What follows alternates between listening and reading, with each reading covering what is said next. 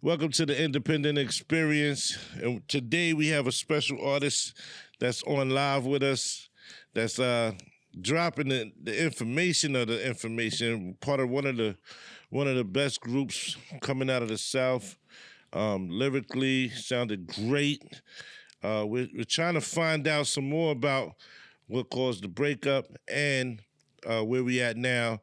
We have Big V, formerly of the Nappy Roots, in the building. What's up, Big V? What's happening? What's happening? Yeah, brother. So I've noticed there's a lot of stuff in your history concerning like loyalty and things like that to your boys in the group. But you also was a part of this. You also was a part of the streets. Am I correct? I think it's all in one. It's all at They home. went to college. They went to college in my town. Where you from? I'm from Bowling Green, Kentucky. West Bowling Green. West Bowling Green. Across the track. Cross the track. Everybody know what cross the track is. We're gonna talk offline. I used to live in Morganfield. Right on. Paducah right down the road. Yeah. Oh man, shout out to Sophie There you go. and Club and Maestro. There you go. So Yeah. so growing up in Bowling Green, West Bowling Green, cross the tracks on top of that. How did it feel when you finally got noticed with your music? Man, I was a ball player and I was a rapper first. Um, since boys club, since beatboxing, I was always kind of had a presence, even with the older guys and guys I went to school with referred me to these guys on the yard that was everybody had left their mama's house, taking the next step. And there was a guy that I played football with in high school named Sean Taylor. He knew about Skinny DeVille and Tears and them from Louisville. They had a setup. Yeah, yeah. They were doing talent shows on the yard and was having a difficult time, but a time indeed. And we would rap together at parties and stuff. So we got to hang and I had a talent, they had a situation, they had a talent. And so we kind of connected like that. Got you. Got you. And the people in your area and the surrounding areas, they started responding to you guys in a big way, huh? Yeah, man. We put Nappy Roots on everything, on a T-shirt, sorority colors, fraternity color. And I was already the local. Right. At that time, locals didn't fool with college folk, and we bridged the gap. So it was the best of both worlds. Got you, got you, got you. And so now that you have that, you guys are on your way. How many people at that time was officially a part of the group? Too many.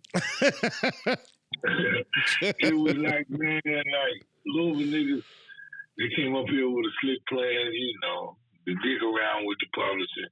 We got to the moment of truth, these niggas. So we had to buy one nigga out named Eric Winston.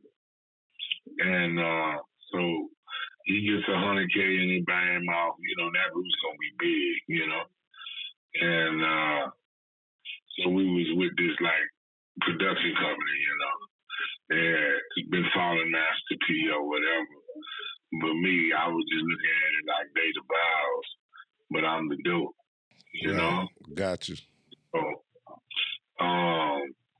so we signed with Atlantic, a developmental deal, and started touring with A-Bot and JG and them on the chilling circuit. All through the Virginias and the Carolinas and the Georgias and Alabamas. That's the perfect place for the music. That's the perfect place to get the real strong start. And it was only a developmental deal. Am I correct? Yeah. And so we, they got us media ready and how to sit on the couch and what to, and all that there when it was developing artists. Yeah. So we signed in '98. Nelly kicked the door in with country rap, and Atlanta got on the next thing smoking to Kentucky, and we didn't know we was a part of a protocol or what they were doing with country rap. Crucial, we just was country and good rap. Crucial Conflict. Yeah, we Nelly. ran Twister. Yeah. Kanye was in Slum Village then, you remember? Yes. Certainly. So, turning that around, watching Ball and G, and Outkast, they were the hardest things in Atlanta. Yeah, for certain. Yeah, this was '99. We working at Patchwork or whatever, and we, got used to the Atlanta scene, the Atlanta circuit, how it was moving fast. But we had this church tune, this, and Jazzy Faye was the man, and we already had dope. He just needed to bless us and sing on the hook. So we had it all wrote out for him. And a cat named Groove Chambers done the beat from, Midwest boy out of Kansas City. Okay. And, so Skinny was really high on Jazzy Faye. So Jazzy jumped on All Now, and we went to St. Louis and worked with Nelly's people that had landed a deal with Atlantic. That done give me 2 pairs. And then I was like, that's dancey, that's nice. But I come from the porch. So it was all my life, been told, Gotcha. Wrote that there, in St. Louis. And it's a lot of talent in the Midwest. A lot of people don't know that. They think it's all coming from the big cities, but there's a lot of talent in the Midwest. I mean, real creative talent in the Midwest. Yeah. I love the sound though. Yeah. So yeah, man, introduce you to Halfman. Jazzy Faye on one album with Watermelon Chicken and Grits. The Outkast had just kicked in the door with the South had something to say. Mm-hmm. And we had to walk down those corridors. And you remember they got booed. They got booed? You remember when they won Best Duo? Oh. That was at the Grammys? Yeah. Now this is at the Source. Source Awards. You remember when Suge said you don't want no better dancing in your videos and shit like that. Remember? Yeah. Suge Knight. You remember when I still laugh at that. Yeah. And Dre got up, the South got something to say. I know folks don't want to hear it. Right. But, so we've been doing what we're doing. And Skinny was a big fan of Outkast. I was a big fan of Outkast. Yeah, man. And he turned me on to him. From 93? My girl was from St. Louis. Yeah. I was baseball MJG.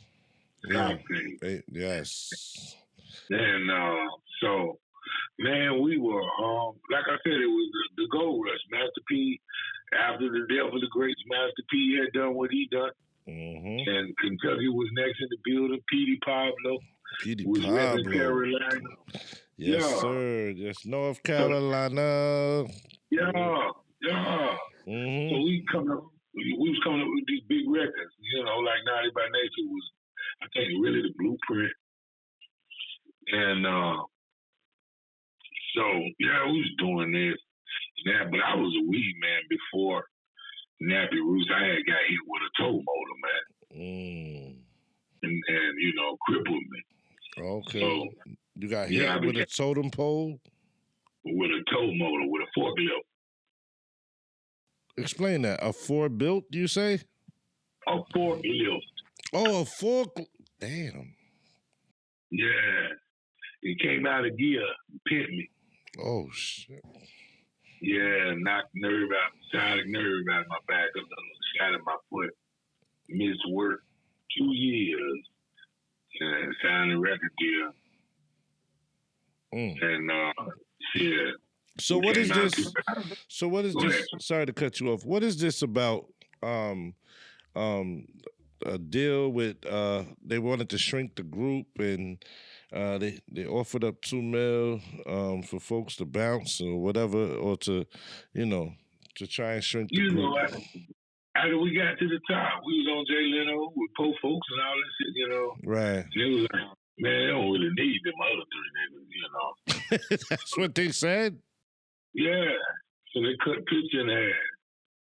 Judge, Steele, and Skills wasn't in the group after that. They only wanted to keep me proper and skinny. Yeah. So the girl with us make us the cool black-eyed peas, And, Wow. so yeah, that actually happened, man. I didn't take the money. Somehow, Skills quit college to do this. Right. And then one of them dropped out of the army. I didn't know record deals didn't grow on trees. When we first came out, it seemed plentiful. As long as you heal. And then, if you don't work for them, they're going to blackball you. I didn't know that part. Right.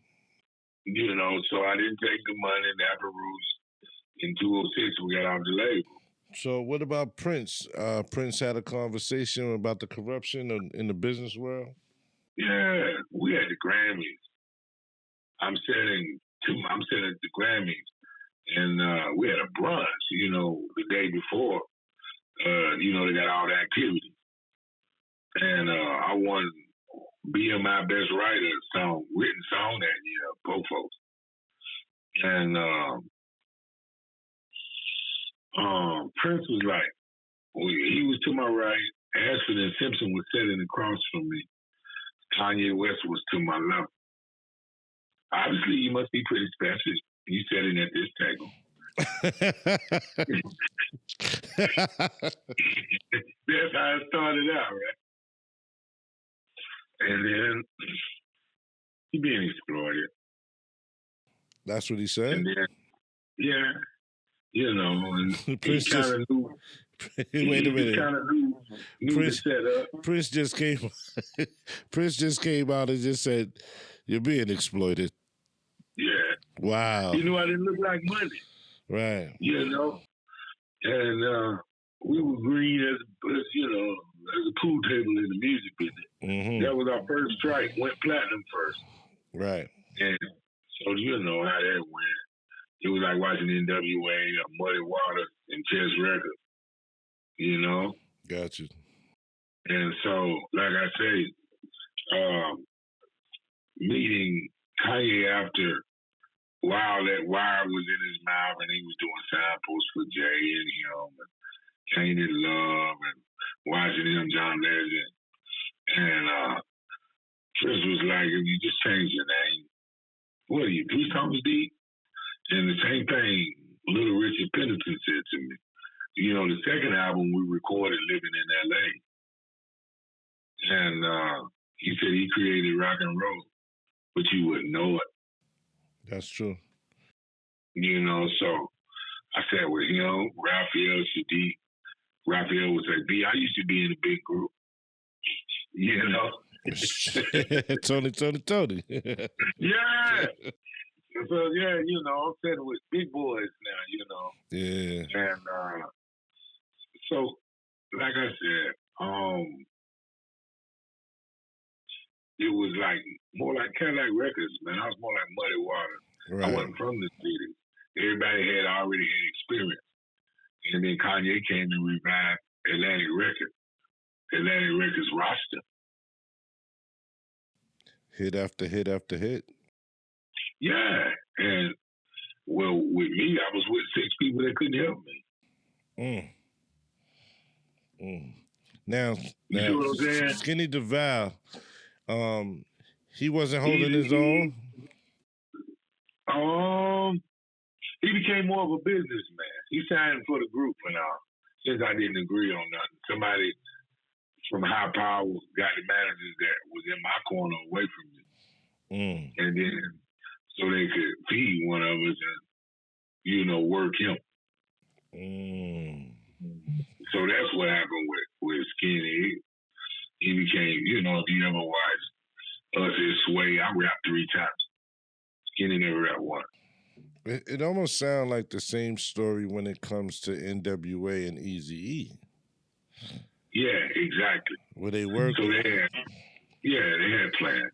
Yeah, and you gotta, the music industry is so funny and fickle that anybody's too close to one guy, it almost seems like they're about to do something and you don't know what it is. If you see your man Yeah, on TV talking and you never knew he was going to an interview, something wrong. yeah, You know, he having yeah, meetings that you know nothing about, something wrong. yeah. That's where it went. So I played possum. I didn't drop nothing else. You know, There you go. went back to doing what I was doing. And then the guy named Big Al 360, he said, "Man, I got this Good Day joint, man." And they had the record before me. I was somewhere doing what I do. And he said, "Man, I need it to be a hit." And everybody had rapped on it or whatever. Mm-hmm. And they had profit on it or whatever. And it didn't work out. I came through, started it out there, changed it around. And we had a new situation with Interscope, Greg Street. And we get to Rap City, they like, don't mention the release date because we ain't got your own paper yet. This was Streets single, really, but Nappy Roots, it took out to be one of the biggest barbecue joints in the world. Skinny had them made 2 masters on the motherfucker, He really still, and I'm looking at these lawyers, I'm like, y'all must be in the shit too. Because, damn, this is plain as day, Right. And so I'm in the middle of it, man. I'm in the middle of it. And so, yeah, man. So, we drops, we get to Greg Street. At that time, it's Soldier Boy, tell them, and Nappy Roots. In a different decade, gonna have a good day. Right. It's buzzing. They playing it on the moon. And they like, and then Clutch and Skinny sabotaged the damn situation and mentioned a fucking release date. So I never got to go so long. Interscope buried us after they pulled that bullshit, right? Wow. Yeah. So everybody knew with that money I was going to get me a lawyer, figure out the back situation, and going forward I had figured out everything. Cat in Florida offered me a record deal for myself. He seen us rapping one night, like these the Commodores, you line of really, they hold you back, baby. And then the last album, we were recording with Rico Wade, and he freed me, him and Andre. Okay. Organized Noise done the last Nappy Root album that I was on. Right. And Skills and Skinny had they were with some white dudes that run Dykes, but what the fuck these boys' names? We got 3 albums with them. Average Joe's. Okay. And 3 albums in the black. And Rico and Organized Noise, I already knew Skinny and Scales. They've been going over, doing side deals or whatever.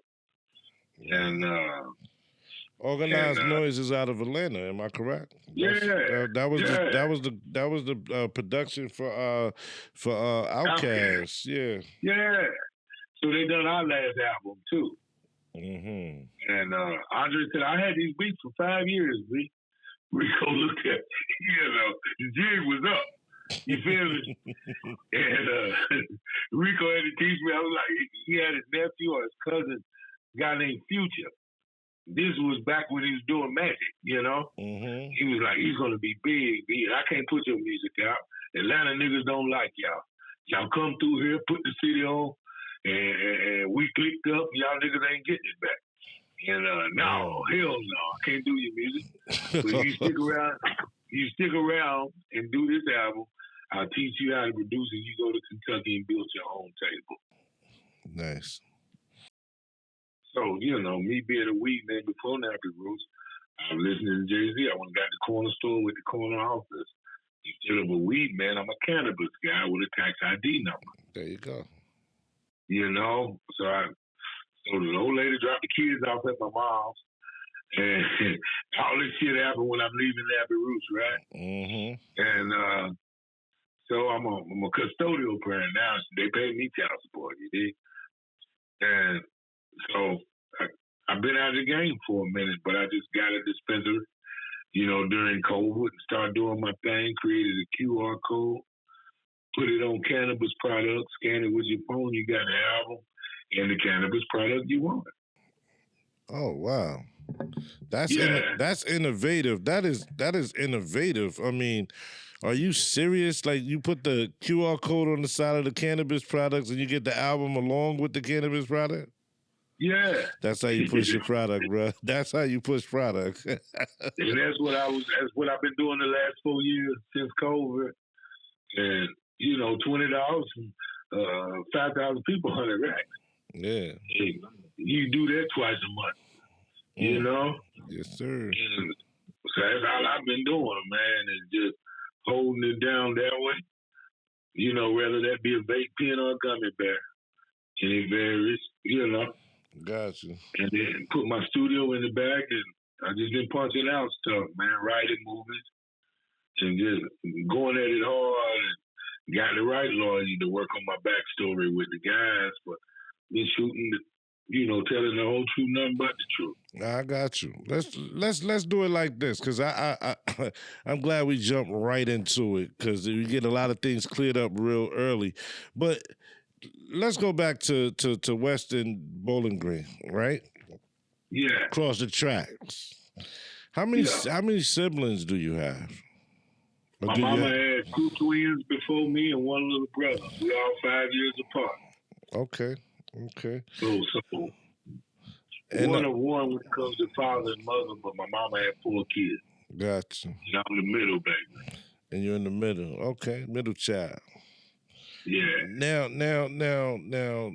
I know for middle children, the way you see things is the problem and the solution. Is that how you see things?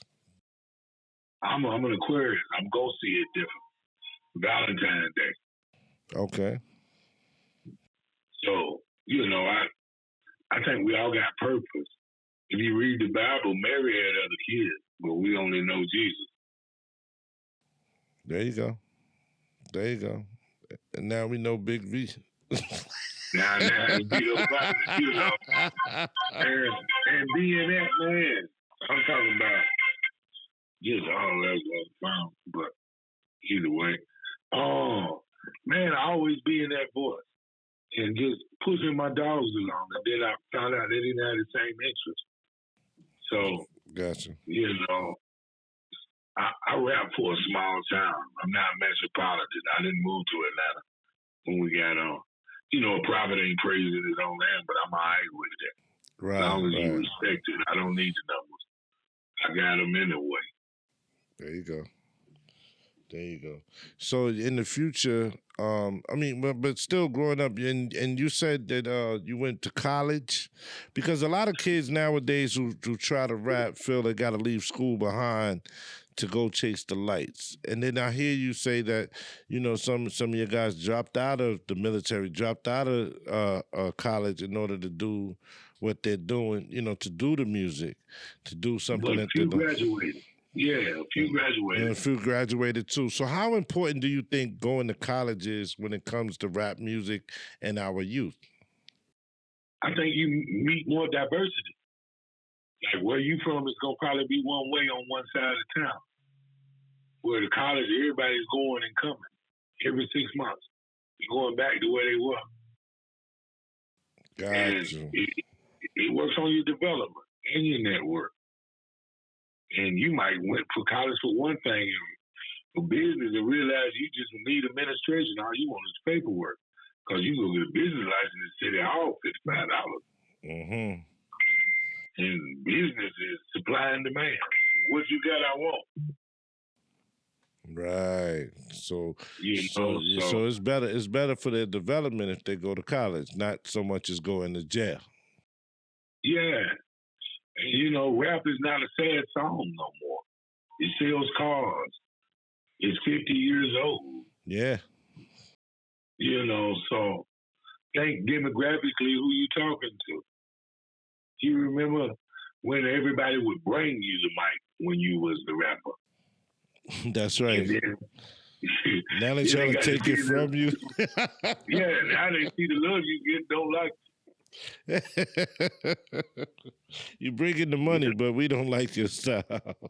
No, hell no. Know who you are, and they don't like this shit. Yeah. Oh, and so growing up, West End, Bowling Green, liquor store, pawn shop, dope came out and hit my small town in 88, 89, like everywhere else. And living here now, we're the addiction capital of the world. They sell the most Laniers in Kentucky. Okay. Yeah, a lot of. So I do a lot of mental health here. I do a lot of, finding your you. Nappy Roots, I think we prospered because we had identity. We knew who we were. Didn't no record label load us up and say, "Oh, y'all some gun-toting motherfuckers," or "Y'all some co-righteous teachers." No, we was just country rap tune. What I was, I am still just country rap tunes on the porch, and like the Dance Nasty at the BFW, at the Legion. I know it's at the Legion. Look at that, boy, American Legion there. Look at that. You know what I'm talking about. What they know about that? Yeah. There's a Legion in every town too. Yeah, I don't know that, but I grew up down in Georgia, so in South Georgia. Yeah, there was a Legion right across the tracks. You crazy? You already know, man. I spent a lot of time in Millersville with Scale. Yeah. Yeah, look, it's so as far as your future go, because I see that, you got your business going with the CBD thingy and the whole nine and the products with the music. You plan on dropping any albums in the future? I just dropped yesterday my last 7 grams. That's what's up. And I got a country in color project. Like you always think of a country singer with cowboy boots on and all. What if you just geographically, naturally, country? Right. Yeah, that's what this is. And I got 2 videos on YouTube right now called "America the Beautiful" and "Far as You Can" for that project. Okay. And I'm dropping another project. Man, I got a lot of stuff on the burner. Got a gospel album, "Man Raised by Woman." The first single is "I Serve Such a Strong God." And big old record, man. We just started promo on it on Facebook, I think yesterday or today. And just continuing to put irons in the fire. We're in the middle of writing my movie at the dispensary, but in the country, we abbreviate the dispensary. We lazy as hell, so we just say the re. They at the re. I hear you. That's that laid back, boy. Yeah, you already know. That's Football that laid on back. Saturday. Jesus Christ Sunday morning. There you go. Juke joint Saturday night. You already know. Don't smell my liver. You know what it is. Well, I heard you also got a proclamation from the city of Linden, New Jersey. Yeah. We doing Bitcoin, man. Yeah, talk about it.